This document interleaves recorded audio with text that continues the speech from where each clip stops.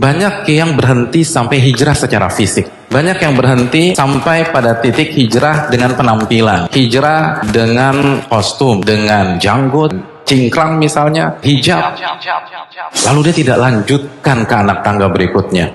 Kalau misalnya seorang wanita ditanya tentang proses hijrahnya, kira-kira mereka cerita tentang apa? Hijab, hijab, hijab, hijab. Itu bagus, itu positif, tapi itu belum masuk ke dalam inti dari hijrah. Nabi SAW bersabda dalam hadis Al-Baihaqi dalam Syu'abil Iman, la yastaqimu imanu 'abdin hatta yastaqima qalbuh. Seseorang nggak mungkin bisa istiqomah imannya sampai hatinya dulu istiqomah. Artinya, kalau kita hanya mengandalkan penampilan, komunitas, slogan-slogan di sosmed, tapi kita tidak melanjutkan bagaimana menata hati. Nabi yang mengatakan Anda nggak bakal bisa istiqomah, Anda nggak akan bisa survive, Anda nggak akan bisa bertahan. Karena hijrah tuh nggak mudah. Karena ketika kita mengklaim, mendeklar, memproklamirkan kita hijrah, kita berhadapan dengan surat Al-Ankabut ayat 2. Ahasiban nasu an yutraku an yaqulu amanna wa hum la yuftanun. Apakah manusia berpikir, berasumsi mereka akan dibiarkan begitu saja memproklamirkan keimanan mereka, hijrah mereka, taubat mereka, dan mereka nggak diuji oleh Allah Subhanahu wa taala? Hanya orang-orang yang menata hatinya bisa melewati itu semua. Dan perlu kita camkan, hijrah dengan penampilan adalah tingkatan yang paling bawah dalam Islam. Itu bagus, itu positif, tapi masih ada yang lebih tinggi.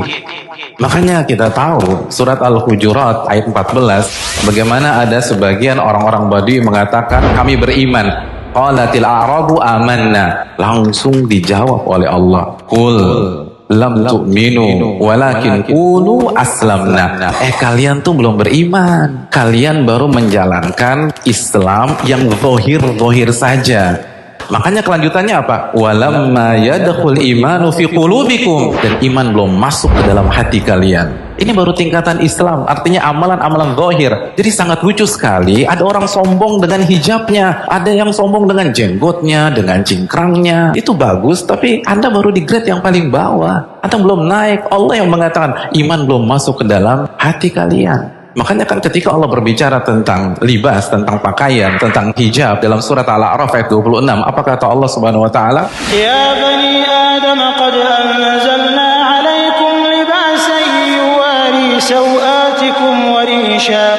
Wahai anak-anak Adam, kami telah turunkan pakaian kepada kalian untuk menutup aurat kalian, warisha, dan sekaligus sebagai perhiasan yang mubah untuk kalian. Tapi apa kelanjutan ayat tersebut? Walibasu taqwa dzalika khair. Dan pakaian ketakwaan itu yang terbaik. Dan Nabi bersabda dalam hadis Muslim, at-taqwa hahuna, at-taqwa hahuna, at-taqwa hahuna. Takwa tuh di sini, di hati. Takwa tuh di sini, di hati. Takwa tuh di sini, di hati. Ini dari hijrah. Kalau kita katakan hati, maka kaitkan dengan hadis Bukhari. Nabi SAW bersabda, Ala inna fil jasadi mudghah. Ketahuilah, di dalam sebuah jasad ada segumpal daging. Idza soluhat, jika daging itu baik, maka baiklah seluruh jasad. Kepala baik, mata baik, telinga baik, lisan baik, tangan baik, kaki baik. Wa idza fasadat fasadal jasadu kullu. Dan kalau segumpal daging itu buruk, maka buruklah semuanya. Mata ngelihat yang nggak benar, lisan gibah, fitnah, caci maki, dan seterusnya. Ala wahyal qalbu. Dan segumpal daging itu adalah hati. Jadi kalau hati baik, semuanya baik. Dia akan berhijab, dia akan berpenampilan syar'i, dan gak berhenti sampai di situ saja. Tapi kalau kita hanya fokus kepada fisik, fokus hanya penampilan, stuck.